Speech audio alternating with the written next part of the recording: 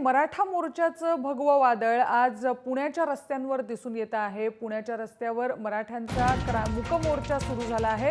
डेक्कन जिमखान्यावर छत्रपती संभाजी महाराजांच्या पुतळ्याला तरुणींच्या हस्ते पुष्पहार अर्पण करण्यात आला आणि मग त्यानंतर मोर्चाला सुरुवात झाली आहे। खासदार उदयनराजे भोसले आणि धावपटू ललिता बाबर देखील या मोर्चात सहभागी झाले आहेत। लक्ष्मी रस्ता आणि रास्ता पेठेतून हा मोर्चा जिल्हाधिकारी कार्यालयावर धडकणार आहे।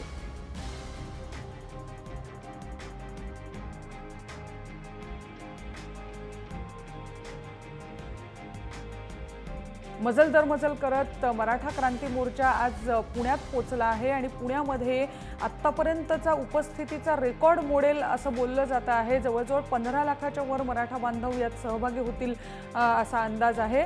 पण तितक्याच शिस्तबद्ध पद्धतीने हा मोर्चा पुढे सरकताना आपल्याला दिसतो आहे। अमोल कविटकर पुण्याहून आपले प्रतिनिधी आपल्याबरोबर आहेत आणि अमोल, आत्ता मोर्चा कुठपर्यंत पोहोचलाय, काय वातावरण, कोण कोण सहभागी झालंय, काय वातावरण दिसतं आहे पुण्यामध्ये आज चित्र? नक्कीच रुजुता, ऐतिहासिक हा सगळा मोर्चा म्हणावा लागेल, कारण ज्या पद्धतीनं गर्दी आपल्या पाठीमागे जमलेली पाहायला मिळते। सकाळी 7:30 वाजल्यापासून हे भगवं वादळ संपूर्ण पुण्यामध्ये घोंघावताना आपल्याला पाहायला मिळतंय। 7:30 वाजल्यापासून लोक जे आहेत ते खंडोजी बाबा चौकामध्ये यायला सुरुवात झालेली होती।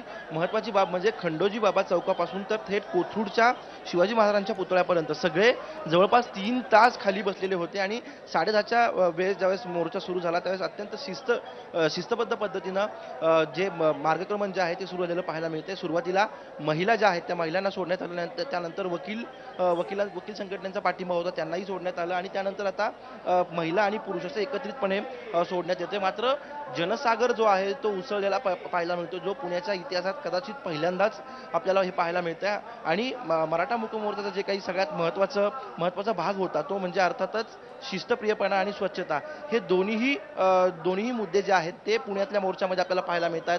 अजून सुद्धा खूप मोठ्या प्रमाणावरती लोक जे आहेत ते रांगेमध्ये उभा आहेत। सकाळी 7:30 वाजल्यापासून कर्वे रस्ता असेल, फर्ग्युसन कॉलेजचा रस्ता असेल, जंगली महाराज रस्ता असेल, या 3 प्रमुख मार्गांवरून लोक जे आहेत ते एकत्र येताना पाहायला मिळतात। त्यामुळं लोकांचं येण्याची संख्या जी आहे ती खूप मोठ्या प्रमाणावर आहे। मात्र पुढे ज्यावेळेस लकडी पुलावरनं हा सगळा मोर्चा अलका चौकातून पुढे लक्ष्मी रस्त्याला जातो त्यावेळेस जागा कमी असल्यामुळे काहीशी कोंडी जी आहे ती आपल्याला झालेली पाहायला मिळते। तासाभरामध्ये फारसा मोर्चा पुढे गेलेला नाहीये, त्यामुळं गर्दी इतक्या मोठ्या प्रमाणात आहे, कदाचित नगरच्या मोर्चाचं रेकॉर्ड जे आहे ते मोडलं जाऊ शकतं। आणि दुसरीकडे पुण्याच्या इतिहासात पहिल्यांदाच एवढ्या मोठ्या प्रमाणात लोक जे आहेत ते एकत्र आलेले पाहायला मिळत आहेत, ते शांततेत आलेले पाहायला मिळत आहेत आणि मूक मोर्चा हा पुण्याच्या इतिहासामध्ये एवढ्या मोठ्या प्रमाणामध्ये आपल्याला पहिल्यांदाच पाहायला मिळतोय।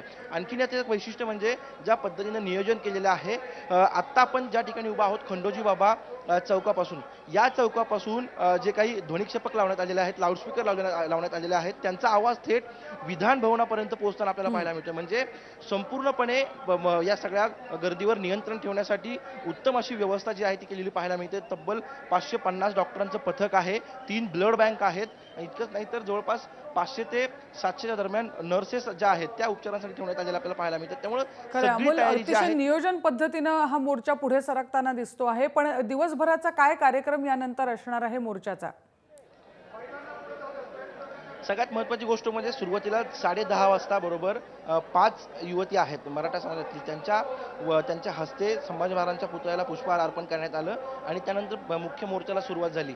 आत्ता मोर्चा जो आहे तो जवळपास लक्ष्मी रस्ता पार करून पुढे आता नानापेठेमध्ये पोहोचलेला आपल्याला पाहायला मिळतोय आणि त्यानंतर ज्यावेळेस विधान भवनावर मोर्चा जाऊन धडकेल त्यावेळेस 5 युवतींच्या वतीनं जिल्हाधिकाऱ्यांना निवेदन देण्यात येईल आणि त्या मागण्यांचं निवेदन हे अर्थातच पुढे ते मुख्यमंत्र्यांकडे जाईल। मात्र आत्ता जर नियोजन पाहिलं तर खूप मोठ्या प्रमाणावरती लोक आपल्याला एकत्र आलेले पाहायला मिळतात आणि आणखीन एक बाब म्हणजे निवेदन दिल्यानंतर राष्ट्रगीत होईल, कदाचित अशी शक्यता वर्तवण्यात येते ज्यावेळेस निवेदन दिलेलं असेल त्यावेळेस सुद्धा अलका चौकातली गर्दी इतक्या मोठ्या प्रमाणात असेल असा अंदाज व्यक्त केला जातोय। कारण आपण बघितलं तर खंडोजी बाबा चौकापासून तर अगदी कोथरूडच्या शिवाजी महाराजांच्या पुतळ्यापर्यंत साधारण 5 ते 7 किलोमीटरचं अंतर आहे आणि या मोठ्या रस्त्यावर प्रत्येक ठिकाणी अक्षरशः पाय ठेवायला जागा नाही, त्यामुळं खूप मोठ्या प्रमाणात लोक जे आहेत ते रेकॉर्ड ब्रेक गर्दी आपल्याला या ठिकाणी पाहायला मिळते।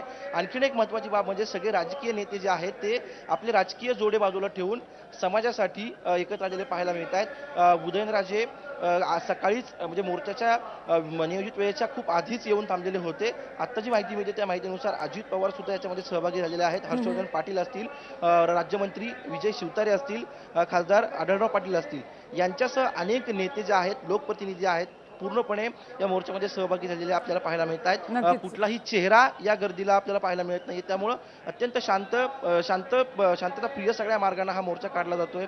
आत्ता आपण एक उदाहरण पाहिलं की काही वेळापूर्वी एक ॲम्ब्युलन्सला जागा करून देण्यासाठी पूर्णपणे समाज एकवटलेला होता आणि तातडीने त्या ॲम्ब्युलन्सला रस्ता करून देण्यात आला. अशी अनेक उदाहरणं या पूर्णपणे मोर्चामध्ये पाहायला मिळत आहेत.